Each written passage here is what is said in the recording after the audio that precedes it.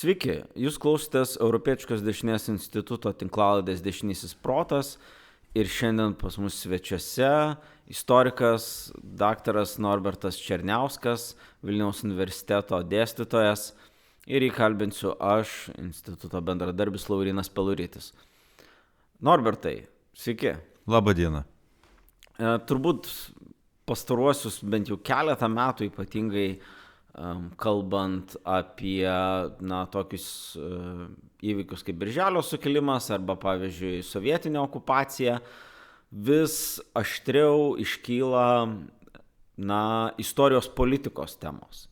Ir tose istorijos politikos temose vis aiškiau matomas skirtumas perspektyvos to, kas yra, sakykime, istorikų cecho, istorikų, profesinės bendruomenės diskusijos ir vidiniai ginčiai, tai yra akademiniai ginčiai, ir politikų žvilgsnis į tai, ir žiūrėjimas politiniai, teisiniais aspektais ir panašiai. Ir kartais šios perspektyvos sudera, tai paprastai apie tos atvejus mes nelabai ir problemizuojam ar nelabai ten pasakojam apie kokį nors sėkmingą bendradarbiavimą ar sėkmingą kažkokią sąveiką tarp akademinės bendruomenės ir politikų, teisėkūrininkų. Dažniausiai mes kalbame apie tai tokiuose sudėtingose klausimuose, kaip mes vertinam vieną ar kitą kontroversišką asmenybę ir panašiai. Ir man atrodo, tie žiūrėjimo kampai gerokai skiriasi. Jeigu reikėtų kažkaip apibūdinti, kuo skiriasi, sakykime, žvilgsnis istoriko ir politiko. Tarkime, į nežinau, kokią kontroversišką asmenybę kaip Salomėja Nėris ar panašiai. Čia ne tiek apie pačią Salomėją Nėrį, bet kiek apie tai, kuo istoriko mąstymas ir istoriko žiūrėjimas skiriasi nuo politiko žiūrėjimo. Paminėjai, kad pastaruoju metu yra daug užaštrėjusių klausimų. Šitą lauką stebiu aktyviau nuo 2012 metų ir man vis laik atrodė, kad yra labai daug tų ugnikalnių, kurie veržiasi atminties. Tik tai karas Ukrainoje, man atrodo, kad labai smarkiai paryškino šitas kryptis. Tai kuo skiriasi, man atrodo, kad politikai nori aiškumo, baigtinio proceso ir atsakymų labai konkrečių ir pernelyg sureikšmina atskirų istorinės atminties detalių mozaikų reikšmę, galvodami, kad tai turi milžinišką kažkokią įtaką. Jeigu mes pasakysime, kad tas žmogus yra didvyris arba niekšas, suskirstysim į tokias labai konkrečias lenteles, stalčiukus, tai kad tai padarys didelį įvykį. Ir čia, kaip minėjau, dar norima, kad labai aiškiai viskas būtų sudėliota. Iš vienos pusės toks pragmatinis galbūt noras yra suprantamas ir gal kai kuriais klausimais jis yra įmanomas, bet kur yra didysis skirtumas, kad didelė dalis istorikų bendruomenės pasakys, kad dažnai nėra baigtinio proceso atsakant į kažkokius klausimus, nes gali būti, kad vis paaiškės kažkokių naujų detalių, atsiras šaltinių, mes patys kitaip vertinsim iš dabarties perspektyvų ir kad iki galo atsakyti ne visą laiką įmanoma, bet kažkokius atsakymus pateikti galima. Ir kitas dalykas, kad akademinė bendruomenė galbūt nenori taip aiškiai dėlioti į lentynas, nori daugiau diskusijų, akademinio disputo kažkokio. Ir manau, kad galvoja, kad šitų klausimų atsakymas ne visą laiką yra toks visuomeniai pernelyg reikšmingas.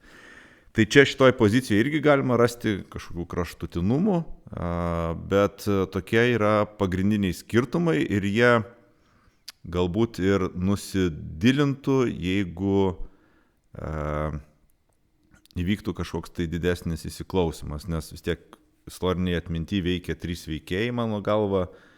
Tai vis tiek yra ir politika, kuri formuoja kažkokius klausimus, yra visuomenė, kuriai kažkas įdomu arba neįdomu, ir yra akademinė bendruomenė, kuri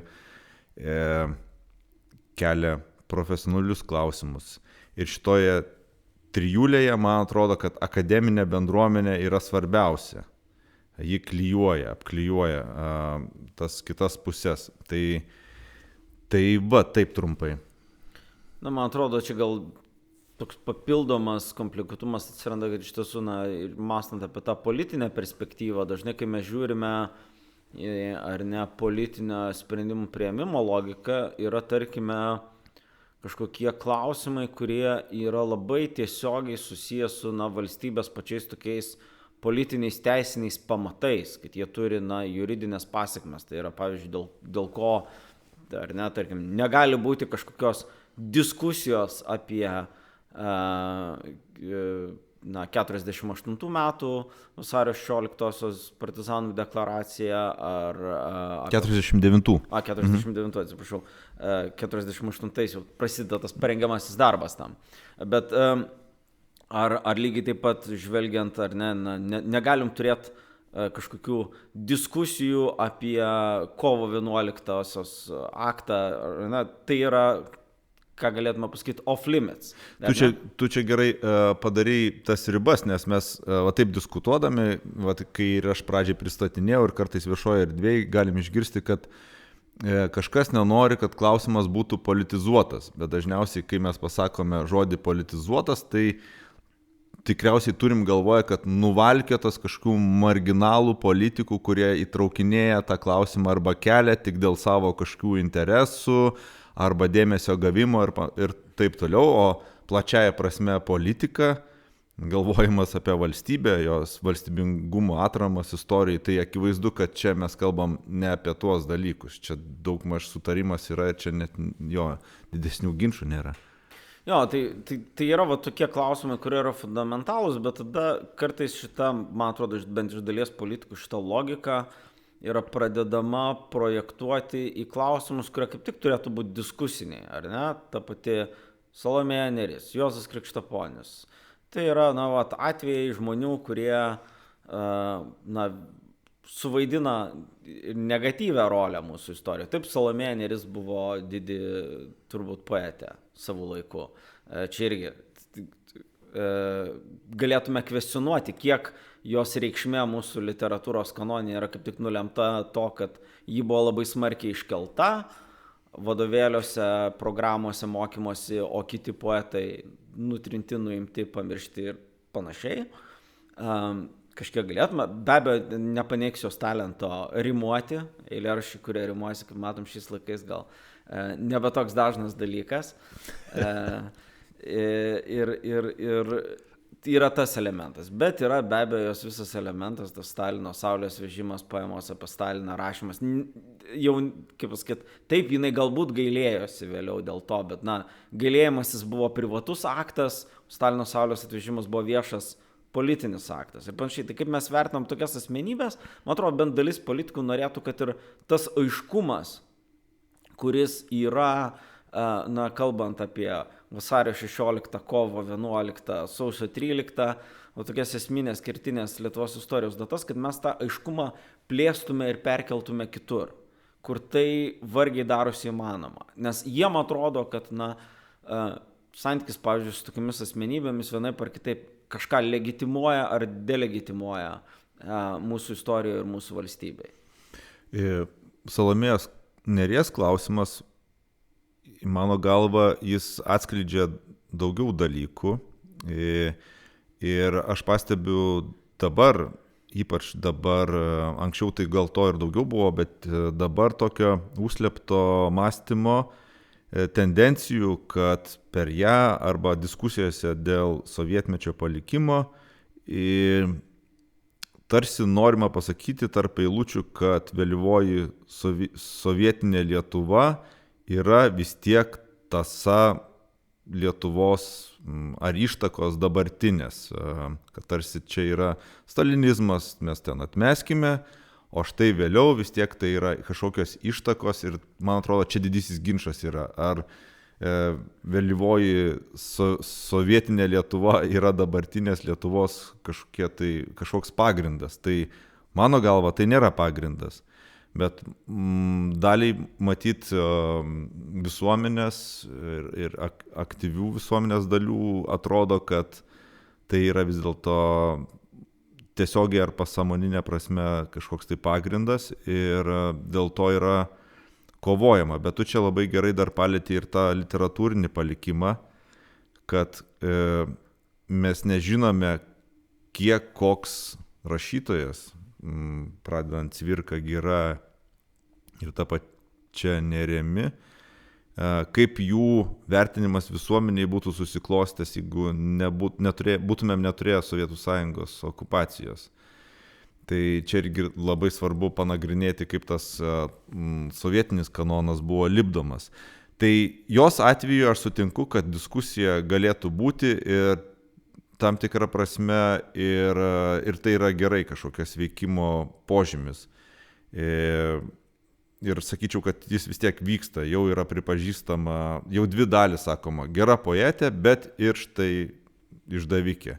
Tai jau gerai, nes anksčiau, man atrodo, vieno dėmens neįmanoma buvo pripažinti to kolaboravimo. O štai Krištaponio tavo atveju paminėta čia yra iš kita pusė.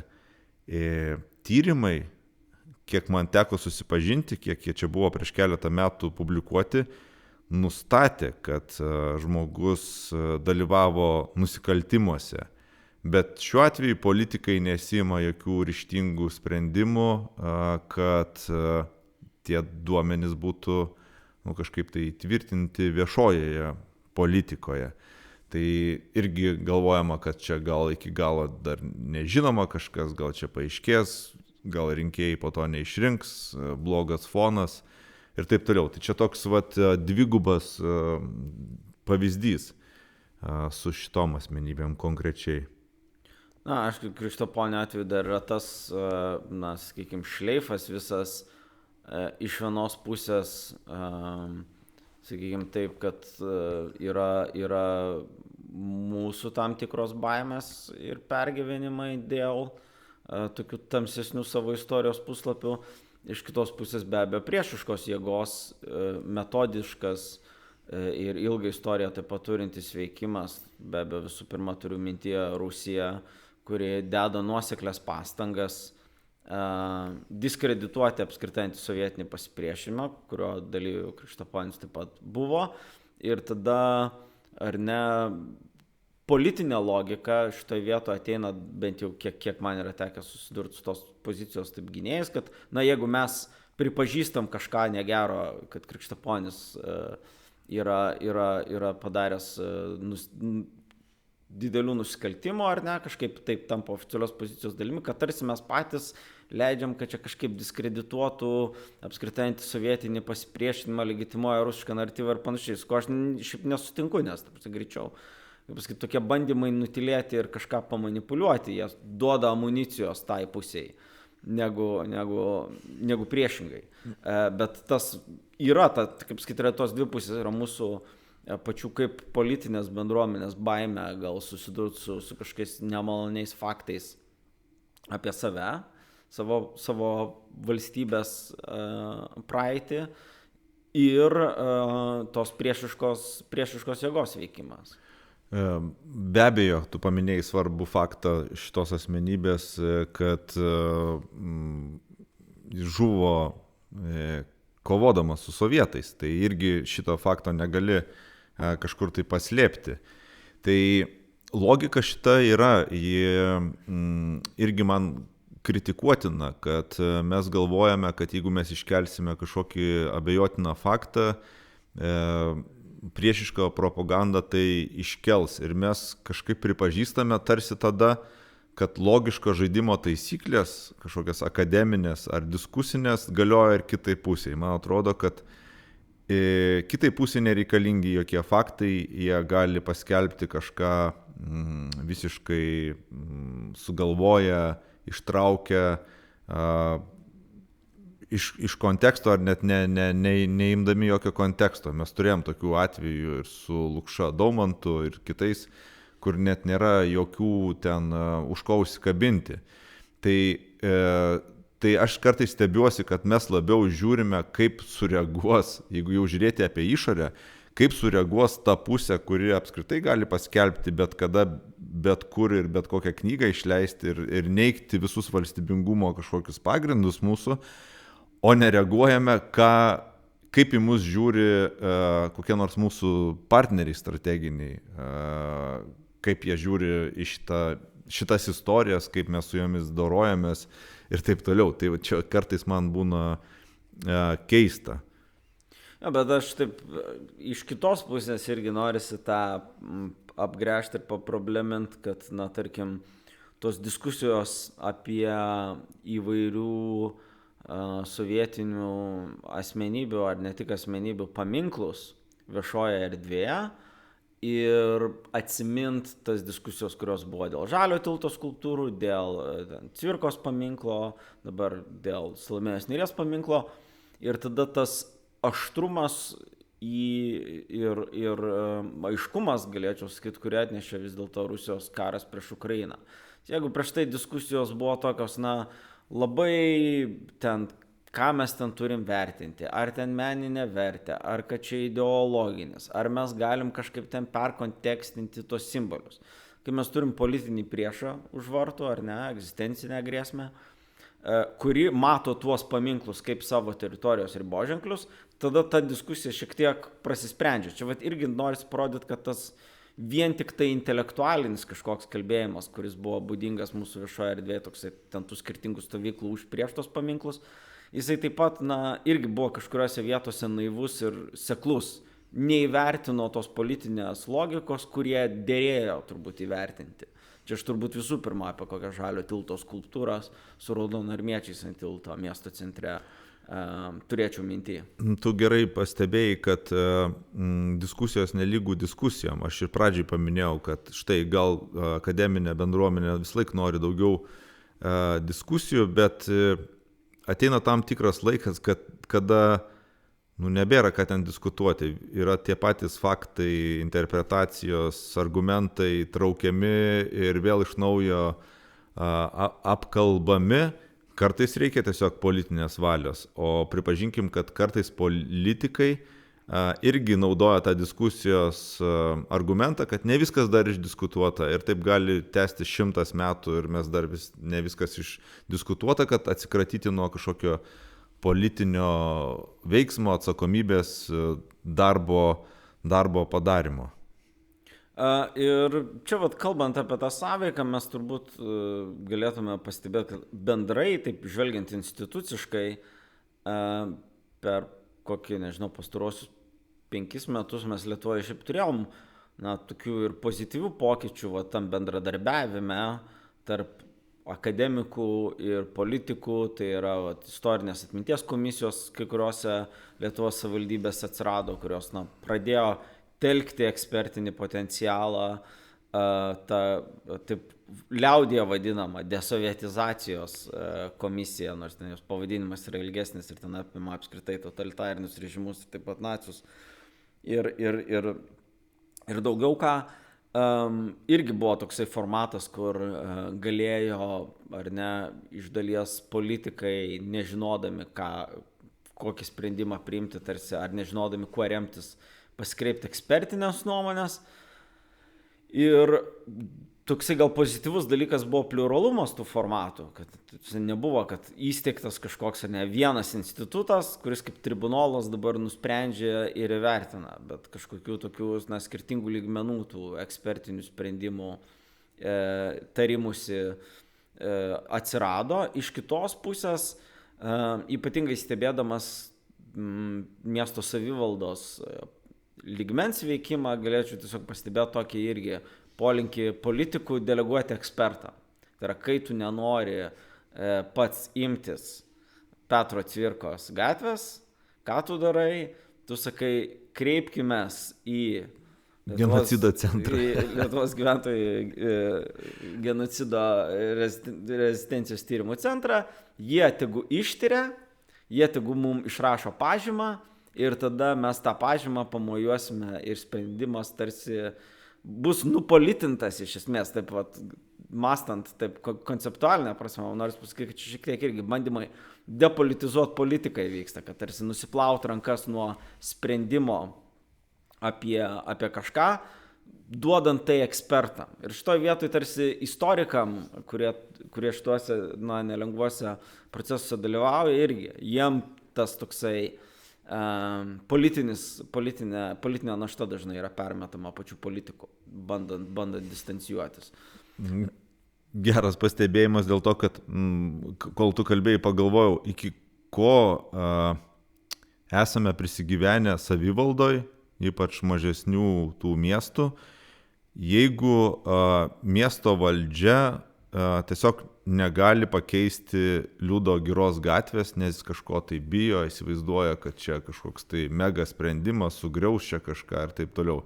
Iki ko čia yra prisigyventa, kad reikia kažkokių didžiulių pažymų ir taip toliau. Tai reiškia, pati savivalda neveikia.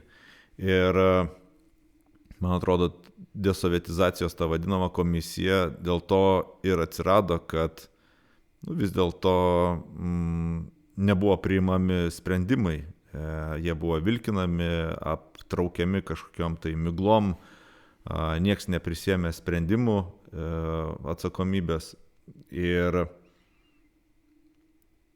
tai dar maskuoja didesnę problemą, nes provincijoje, regionuose lokali vietinė atmintis yra tokia sekli, yra tokia vienos kartos lygmenyje ir tai, kad tu įvažiuoji į miestą ir ten yra Vilniaus, Kauno gatvė, Cvirkos ir, geriausiu atveju kažkokiam vienam Neries, Giros ir dar kažkokiam vienam žmogui vietiniam. Mechanizatoriai, melioratoriai. Taip, Taikos, Pergalės ir taip toliau.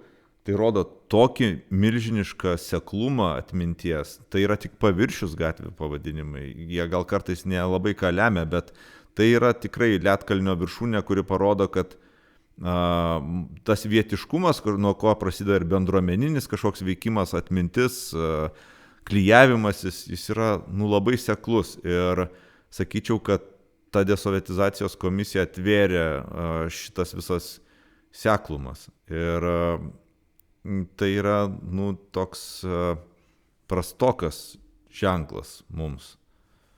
Gal čia norisi dar atkreipdėmėsi, taip, yra ta problema, ką pokalbio pradžioje pats minėjai, kiek vėlyvojo sovietmečio socialistinė Lietuvos, taip vadinama, respublika yra šitos respublikos tarsi kažkoks pamatas. Ir čia norisi pasakyti, mano požiūriu ir be teisinių, juridinių, konstitucionalistinių požiūrių niekaip nėra. Tai buvo okupacija, jokios sovietinės Lietuvos nebuvo. Bet čia kultūrinių atžvilgių aš manau, kad tikrai, jeigu būtų konkurencija kažkur tai savivaldoje, kas yra pagrindas, ar tarpukario Lietuva, ar ta kažkokia kultūrinė kažkokia terpė vėlyvojo sovietmečio, tai dar įdomu, kaip baigtųsi šitos varžybos. Turbūt baigtųsi nelabai tarpukario naudą vien per tai, kad žvelgiant į tai, ką su demografija, su kraštovaizdžiu, infrastruktūra, ar ne ką padarė vienas dalykas, antras pasaulinis karas, holokaustas, nes vis tiek nelieka iš tiesų miestelių žydų, ta prasme, ten kokie miesteliai, kurie buvo labai gyvybingi, staiga tampa visiškai tušti ir dabar vis dar, nežinau, kokia Merkinė Dzūkijoje, gal vos kažkokio kaip turistinis taškas tampa. Tai yra tai, kas buvo labai aktyvus miestelis, ekonomiškai kitaip, jisai yra, iš esmės, kaimo dydžio gyvenvietė vėliau ir nebeatsigauna. Ir panašiai, čia vienas dalykas, antras dalykas be abejo, privartinė kolektyvizacija, tų vienkiemių naikinimas, kilojimas tų trobų, melioracija, ypatingai ta pirmieji melioracijos etapai tokie labai brutalūs, jie labai pakeičia tą kraštovaizdį. Ta prasme, kažkaip, tas kraštovaizdis yra suformuotas to laikotarpio. Ir turbūt, natūraliau tos tapatybės patirtis ir siejasi su tuo laiku, o ne su ankstesniu laiku. Yra veikiau pertrūkį galim fiksuoti su tarpukariu, ten, su retom išimtim. Tai čia yra tokie man atrodytų, niuansai, bet vėlgi mes neapmastom to laiko kaip žalos, kaip traumos, kad iš tiesų tas, dalies Lietuvos regionų negyvybingumas yra sovietinės socialinės inžinerijos padarinys. Tai yra tas ekonominis, socialinis kolapsas, kuris ištinka net ne atgavus nepriklausomybę, o jau prieš pat nepriklausomybę, jeigu žiūrėtumėt ekonominius, socialinius rodiklius, liudijimus kažkaip to laiko, jau sovietmečio pabaigoje tas socialinis toksai kolapsas prasideda ir vėliau, aišku, patiriamas pats jo intensyvumas, jau atgavus nepriklausomybę, bet tai yra padarinys tos sovietinės socialinės inžinerijos, kai tiesiog organiškai susiklostantis kažkoks urbanistinis ir kaimo tas vietų tinklas ir sąveika jį yra suardoma, sukuriama vietoj to dirbtinė sistema, kuri yra palaikoma per prievartą, vėlyvojo sovietmečiu iš dalies per ekonominės subsidijas, bet iš esmės tai ne ekonomiškai, ne socialinė prasme negyvybinga. Mažo to, vis tiek didžioji ambicija žmonių jau iš regionų tada yra kas, kad tavo vaikai išvažiuotų į miestą, į aukštąsias mokyklas ir jiem nebereikėtų būti kolūkiečiais. Tai čia, tokia ta tikrovė. Taip, bet kaip ir minėjau, ta sekluma atminties ir prisideda, nes žmonės gyvenantis atkelti, priskirti kažkur tai, jie tik prisimena tiek, kiek patys atmena dar, nebent gal kažkiek tai tėvai, bet aišku, kad nėra visur tokia niuri situacija. Užsiminėjai apie tas istorinės atminties komisijos, kurios veikia prie savivaldos, tai yra labai gražių pavyzdžių, kaip jos dorojasi ir po truputį ir tyrimų, ir diskusijos, ir politinių sprendimų dėka kažkaip tai kūrė tą, arba atgauna tapatybę, reikia sakyti gal, ir kūrė, ir atgauna, ir kažką vis apmasto iš visų laikotarpių. Tai man atrodo, kai Kaišiadorys man visą laiką šauna į galvą, kaip ten pavyko suburti ir vietos stiprius muziejininkus, ir bendruomenės lyderius. Yra ir politikų, bet daugiau gal yra tos aktyvistų, kultūrininkų vietinių. Ir man kiek pavyksta ten matyti ir stebėti, štai yra pavyzdys, kaip galima veikti ir be tokių didesnių susipriešinimų, nors ten visko būta, bet gražus pavyzdys yra. Ta pati tavo paminėta merkinė, tai rodo galbūt kitą pavyzdį, kai kartais išeina koks nors radikalesnis politikas ir sako, mums reikia labai aiškios, griežtos istorinės atminties politikos, kad, pavyzdžiui, mes kalbam tik apie tai, tas muziejus turi kalbėti apie tai, trečias apie tai, visiems paskirstom klausimus. Tai merkinė rodo kitą pavyzdį, kad reikia investuoti į žmonės ir profesionalus, kurie kažkur tai dirba. Užteko merkinėje, man atrodo, 2 aktyvių istorikų, muziejininkų, kurie iki šiol purena ten dirba. Kiekvieną dieną mes ką nors išgirsime apie merkinę ir taip toliau. Bet investuoti tokius žmonės nėra, kaip pasakyti, lengva. Tai va čia ir turėtų būti istorinė politika, kai prieš keletą metų vieno iš nacionalinio muziejaus vadovė pasako, kad trūksta saugyklų modernių. Mes negalime eksponatų saugiai laikyti. Nacionalinio muziejaus vadovas pasako, mums reikia čia, nes mes negalim ir naujų ten kaupti kolekcijų ir taip toliau. Tai va, kur yra istorinės atminties klausimai. Arba kad mūsų restauratoriai, čia aš dabar jau papolitikuosiu, uždirba minimumą, turėdami aukščiausią kvalifikaciją, įvairūs meno ir raštijos restauratoriai, dirbdami restauravimo centruose. Tai vat kur yra klausimas. O mes norim, kad visi pagal kažkokį vadovėlį vaikščiotų, išmokę kažkokias eilutes ir atkartotų. Čia aš pritarčiau, čia aišku yra ta vizija, kaip pasakyti, kad jeigu įkursim vieną istorinės atminties kažkokį institutą, kur tokie politizuoti istorikai viską nuspręs, tai mūsų problemas panaikins, bet man kažkaip norėtųsi atkreipdėmėsi, kad turbūt jeigu žvelgti taip, tai turbūt archeologai sukūrė dabartinę Kernavę kaip tokį traukos centrą turistinį. Kiekvieną savaitgalį iš Vilniaus plūsta minios žmonių ir tas Kernavės, sakykime, toks mitas susiformavęs, po to ir tos gyvosios archeologijos mugės. Čia labai irgi aiškiai susijęs su to, ką daro visų pirma Vilniaus universiteto archeologų bendruomenė, po to merkinė, taip, bet ir tas Kauno modernizmo fenomeno iškelimas, tas Kauno tarpukario modernizmo tapimas UNESCO paveldo objektų.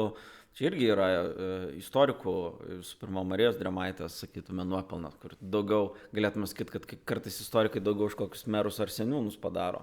Tai čia ir yra gražus pavyzdžiai, kai iš tam tikrų tyrimo randasi vėliau produktai, pavadinkime, gražus rezultatai. Galim viską pradėti nuo Gudavičiaus ir Liepos 6-osios. Iš viso tokį kaip pradžią, štai ką duoda mūsų politiniai bendruomeniai, tokia data, kuri gimsta su visiškai naujom tradicijom, kiekvienais metais vis plečiasi, daug kas vis labiau tapatinasi su ta data ir su valstybingumo kažkokia tradicija.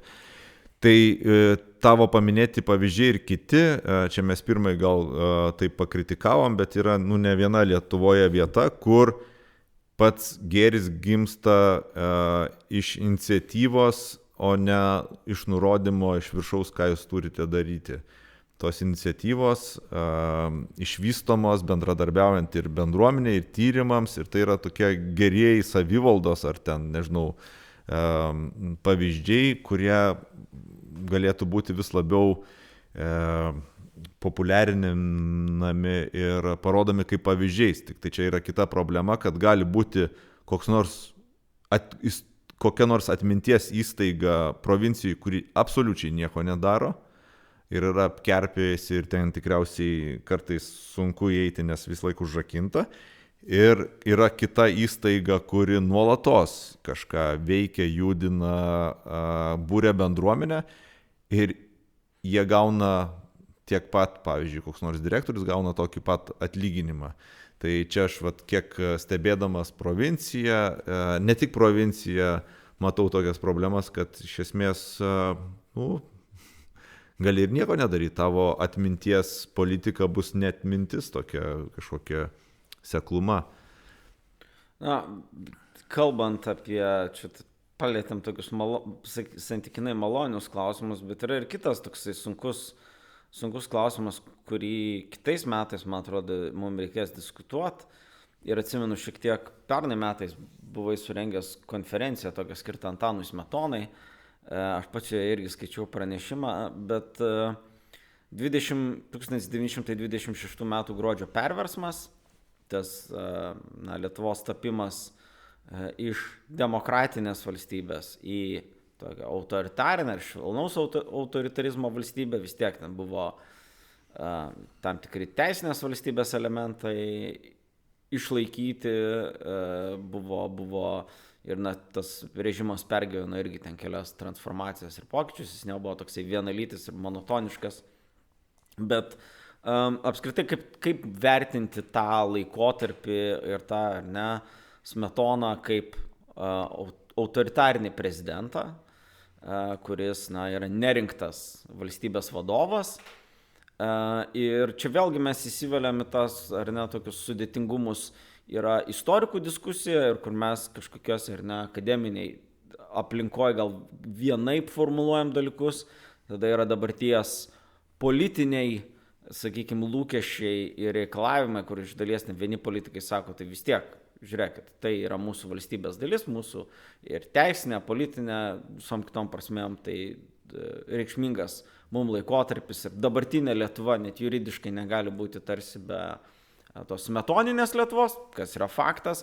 Iš kitos pusės yra, tokie labiau sakykime, liberalusis falangas, kuris sako, bet tai buvo autoritarinis režimas, ten buvo panaikintas parlamentarizmas ir taip toliau, mes negalime pozityviai dabar dėl to vertinti iš šiandienos perspektyvos. Bet tas irgi, tu tie, kaip sakyt, argumentus, tuos jos gali suprast, bet jie visi tarsi tokie, neišbaigti atrodo, ar neatsakantis į visą perspektyvą. Nes, jeigu, kaip pasakyti, jeigu jau taip visiškai nuvertinsim, ar ne, tą laikotarpį nuo 26 iki 40 metų, tada žiūrėk ir pradeda atrodyti sovietinės propagandos ar postsovietinės kai kurios propagandos ir kai kurių netgi pas mus istorikų plėtotų naratyvų, kad vos ne 40 metai ateina kaip išlaisvinimas iš autoritarinio režimo ir panašiai. Arba kad viena diktatūra yra pakeičiama kita diktatūra ir panašiai, kas nei teisiškai, nei politiškai nėra tiesa, nesivelsiu į tas detalės, bet mes turim tą sudėtingumą vertinant tą laikotarpį Lietuvos nuo 26 iki 40 metų ir tas Smetonos vaidmenį kaip nerinkto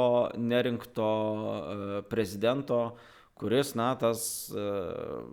vis tiek valstybei vadovauja ir tas laikotarpis labai svarbus mums yra. Kita vertus, taip, mes demokratinė valstybė ir vėlgi mūsų jau šiandien minėta ta 49 metų partizanų vasario 16 deklaracija irgi tą demokratinės valstybės elementą labai aiškiai pabrėžia ir artikuliuoja. Tai kokį mums dabar reikės megzti vėl tą diskusiją, tą dialogą 26 metam artėjant? Tai ką tu išdėstei, tai ir galėtų tapti tokios gal viešesnės diskusijos pasikalbėjimo tema, tokiu pirmu lapu, nes jeigu žiūrėti iš istorinių tyrimų, tokių atskleidžiant kažkokias ten faktus, detalės, sakyčiau, kad jau tikrai labai daug yra apie patį perversmą, priežastis, kaip ten po to vystėsi. Gal tas autoritarizmas 4-10-mečio, sakyčiau, per mažai europinėme kontekste apmąstytas, jis daugiau taip Lietuvos, tai čia jau namų darbų tikrai daug nuveikta yra, tik tai mes turėtumėm susirinkti ir iš tokios valstybingumo perspektyvos pasakyti, kas mums tai yra. Faktas, kad valstybė tuo metu stiprėjo, faktas, kad jos tam tikri elementai švietimo, čia pirmiausiai sistema ir tam tikra kultūrinis laukas, be abejonės, kad jis per tą dešimtmetį nuėjo didžiulius kilometrus, ar jeigu žiūrėtumėm į liberalios demokratijos visiškai tokią perspektyvą, čia galbūt mes nepamatytumėm šviesmečių kažkokių, tai čia ir yra tokio susėdimo, neisterikavimo klausimas. Aš pamenu 21 metų gal ankstyvą pavasarį, o gal žiemą, tokį vieną iš įdomesnių, rimtesnių pasikalbėjimų Seime su tuometiniais užsienio reikalų ministerijos vadovais. Dėl ko aš tai pasakiau rimtesnių, nes dažniausiai, kai Seime vyksta kokie nors pasitarimai ir kviečiami istorikai, tai nieko gero apskritai nekvepia. Ir ten vadovybė tiesiog išklausė labai daug skirtingų nuomonių, su klausimu, kaip mums dorotis ir apmąstyti, kad štai ateina jubiliejus, kabutėse jubiliejus 41 metų, kada mes turime ir trėmimus, turime Birželio sukilimą, turime holokaustą. 3 dalykus, kurie ir sueina, ir nesueina, bet yra labai tokie aštrus. Ir aš sakyčiau, kad visai buvo prieita prie įdomių tokių išvadų, pasikalbėjimo ir taip toliau. Ir čia man atrodo, kad 26 metų perversmas tikrai nėra tokia aštri tema palyginus su tuo. Ir čia tikrai galima rasti kažkokius tai kompromisus. Tai mano nuomonė, aš dažnai taip sakau, kad nereikėtų pernelyg sureikšminti šitą klausimą, nes iki 26 metų mes irgi neturėjom tikros demokratijos. Tai kaip ir po 26 metų neturėjom tikro galbūt autoritarizmo. Tai šita data yra, ji svarbi. Mums dabartinių įvairių Europos politinių peripetijų kontekste irgi šitą pasako, ten Vengrijos, Lenkijos ir panašiai. Bet vis dėlto čia mano perspektyva yra žiūrėti į valstybingumo tradiciją ir pirmiausiai vertinti, ką mums davė šitas laikotarpis valstybingumo tradicijai. Nes kraštutiniu atveju mes galim prieiti prie to, kaip ir tu sakei, kad paaiškės, kad 40 metais kur yra mūsų atspirtis, tada mes turėsime grįžti į 26 metus, į ten ieškoti atspirties, o po 26 metų mes jau kaip ir nieko čia tikro neturim, tai kas tada buvo okupuota, galim prie tokių kraštutinių pasvarstymų prieiti, kurie nelabai kur veda. Ačiū. Jūs klausėtės Europietiškos dešinės instituto tinklalaidės Dešinysis protas. Šiandien čia svečiavosi istorikas Vilniaus universiteto dėstytojas Norbertas Černiauskas ir jį kalbinau aš, Laurynas Peluritis. Iki kitų kartų. Iki.